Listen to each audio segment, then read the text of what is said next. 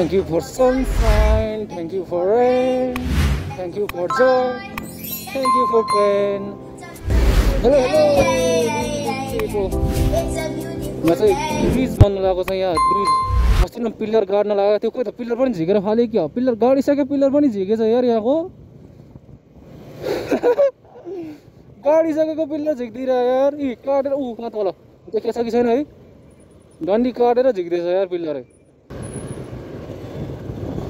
दाजु चाहिँ यता जाउँ कि उता जाऊ हुनुभयो मैले जानु भनेर हात यस्तो गरिदिएको जानु भयो अनि त्यसपछि अहिले चाहिँ म यता गोकर्ण साइड आएको छु है किनभने यहाँ हाम्रो म्यामलाई भेट्नुपर्ने काम छ एकचोटि म्याम भनेको गर्लफ्रेन्ड होइन है फेरि हाम्रो म्याम हो कतिले फेरि म्याम भनेको चाहिँ गर्लफ्रेन्ड भन्ने सोच्छन् होइन गर्लफ्रेन्ड चाहिँ होइन म गर्लफ्रेन्ड भेट्नु भनेर कतै पनि हिँड्नेवाला छैन दामी दामी भ्यू छ यहाँ है हिँड्ने बाहेक केही काम छैन कि आफ्नो फेरि त्यही मलाई खुसी लाग्छ कहिलेकाहीँ दुःख नि लाग्छ हिँड्यो डुल्यो खायो पियो काम त्यति मात्रै हो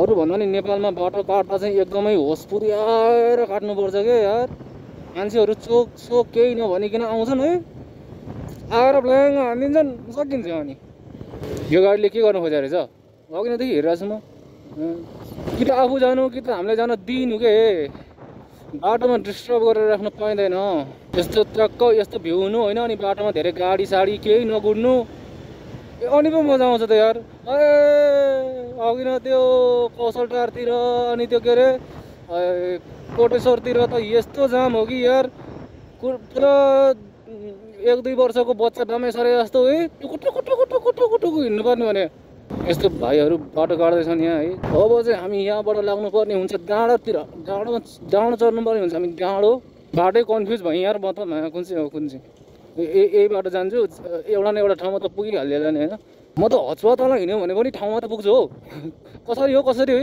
बाटो प्रायः थाहा हुँदैन अनि यता जाने उता जाने अब अर्डर आउँछ अब हाकिम साहबहरूको है अनि त्यसपछि कताबाट जाउँ त ल म खत्तम गुगल म्याप हेर्न पनि के एक हातमा मोबाइल मात्र एउटा हातले बाइक चलाउने कुरो भएन यस्तो जाम हुन्छ है त्यही भएर हावा तालमा हिँड्ने नि हो यो चाहिँ यता यो ठाउँ चाहिँ यतापट्टि पर्छ है भन्ने आफूले साउथ डाइरेक्सन नर्थ डाइरेक्सन थाहा हुनुपर्छ हुन चाहिँ अनि पुगिन्छ के ठाउँमा ट्याक्कै पुगिने क्या अनि मान्छेले बाटो तपाईँहरूलाई यदि होइन बाटो कहीँको थाहा हुँदैन भनेदेखि के गर्नु भनेदेखि त्यो नर्थ डाइरेक्सन चारवटा डाइरेक्सन चाहिँ तपाईँहरूले थाहा हुनुपर्छ होइन नर्थ साउथ इस्ट वेस्ट कता कता पर्छ भनेर चाहिँ थाहा हुनुपर्छ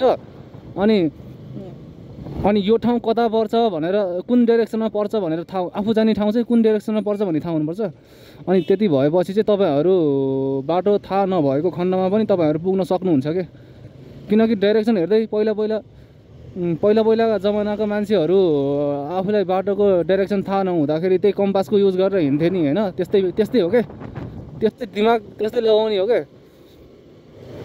ठ्याक्क 4 डाइरेक्सन याद राख्ने हो दिमागमा अनि आफू जाने ठाउँ याद राख्ने अनि कतातिर चाहिँ हिँड्दैछु त म भन्ने कुरो चाहिँ थाहा हुनुपर्छ कुन डाइरेक्सनमा चाहिँ म अहिले हिँडिरहेको छु भन्ने थाहा हुनुपर्छ अनि त्यत्तिकै हचुवा हिँड्दा पनि मान्छे ठाउँमा पुग्छ यो चाहिँ मेरो टिप्स एन्ड ट्रिक्स है बाटो पत्ता लगाउने टिप्स एन्ड ट्रिक्स भन्दा नि हुन्छ आजको टाइटल मैले थाहा पाइसकेँ ल बाटो पत्ता लगाउने टिप्स एन्ड ट्रिक्स अब चाहिँ मलाई वेस्ट साइड जानु छ अनि वेस्ट साइड चाहिँ यो बाटो वेस्ट साइडको डाइरेक्सन चाहिँ यो बाटो छ के त्यही भएर म चाहिँ यो बाटो हिँडिरहेको छु अनि त्यति भएपछि त म पुग्छु अब म यता गएँ भने यो यतापट्टि गएँ भने यताको बाटो त्यो साउथ डाइरेक्सन जाने बाटो हो त्यो अब त्यो साउथ डाइरेक्सन जाने बाटोतिर त म गएर भएन हेर्नु होइन यसरी बुझ्ने हो कि बुझ्ने चाहिँ यसरी हो अब त्यो बाटो साउथतिर गइरहेछ मलाई जानुपर्ने वेस्ट छ अनि म त्यता गएर भयो त भएन नि यही बाटो हो भन्ने चाहिँ मलाई स्योर थाहा छ कि स्योर म हिँड्ने त छैन यो बाटो खासै तर पनि मलाई स्योर छु कि म यही बाटो हिँड्यो भने चाहिँ म पुग्छु भन्ने चाहिँ मलाई स्योर छ यो दाजुले ओभरलोड बोकेर हिँडिरहनु भएको छ मलाई जहाँसम्म लाग्छ मलाई झुक्याउनुहुन्छ यो दाजुले त्यही भएर मैले चाहिँ पहिल्यै ओभरटेक गर्नुपर्ने हुन्छ यो दाइलाई अर्को कुरा यो टिप्स चाहिँ तपाईँहरूले बाटो हिँड्दाखेरि एउटा सहरबाट अर्को सहर जाँदाखेरि मात्रै काम लाग्दैन है यो टिप्स एन्ड ट्रिक्स चाहिँ तपाईँहरू यदि जङ्गलतिर गइरहनु भएको छ क्याम्पिङ केही गर्नलाई अनि तपाईँहरू चाहिँ बिच जङ्गलमा हराउनु भयो अरे यदि होइन अब यस्तो त नहोस् कहिले पनि भयो भने तपाईँहरू हराउनु भयो अरे अनि हराएको खण्डमा चाहिँ के गर्ने भनेदेखि अब त्यही हो 4 डाइरेक्सन पत्ता लगाउने सबभन्दा पहिला। अनि तपाईँलाई थाहा हुनुपर्छ कतापट्टि चाहिँ बस्ती छ त भन्ने थाहा हुनुपर्छ। अनि त्यो डाइरेक्सन अनुसार हिँड्ने हो आफू। त्यस्तो खण्डमा चाहिँ यस्तो पनि गर्न सकिन्छ। कस्तो भने यदि तपाईँहरू जङ्गलतिर जाँदै हुनुहुन्छ भने कि त कम्पास लानु, कि त कम्पासवाला घडी पनि पाउँछ। धेरै घडी पाउँछ नि, त्यो के भन्छ मैले चाहिँ लाएको छैन, मैले देखाएको चाहिँ छ है, त्यो घडी पाउँछ। अनि त्यो कम्पासवाला घडी लायो भने पनि तपाईँहरू चाहिँ हराउनुहुन्न। यदि तपाईँहरू जङ्गलमा हराउनु भयो भने अनि तपाईँहरूसँग कम्पास छैन भने अब आफ्नो ज्यानकै सवाल आयो भने अर्को टिप्स पनि छ मसँग।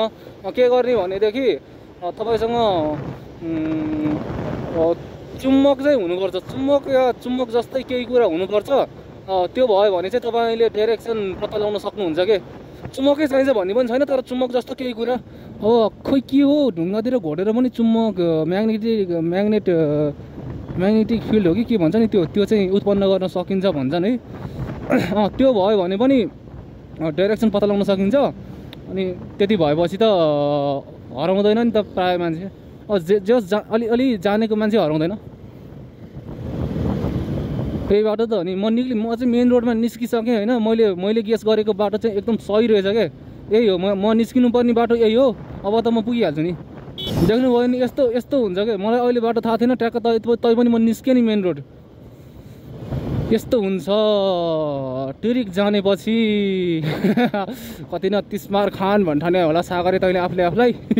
किन ट्याक्क गाडी साडी केही नगुर्ने बाटो थियो। अब त गाडी स्याउ आइहाल्यो नि। ओ प्लेन यो प्लेनले त चक्का लिएरै गयो यार। चक्का त प्लेन के अरे एयरपोर्टमै छोड्नुपर्ने होइन यो बुद्धहरूले। रात पनि पर्यो है। एकचोटि दाइकोमा वर्कसपमा गएर चाहिँ यो एयर फिल्टर चाहिँ एकचोटि हेर्नु पर्ला जस्तो लाग्यो मलाई। अलिकति पिकअपमा कस्तो भोरभोर गरिरहेछ क्या। एकचोटि यसको एयर फिल्टर खोलेर हेर्नु त के भएछ। पत्तो हावाले हान्ने।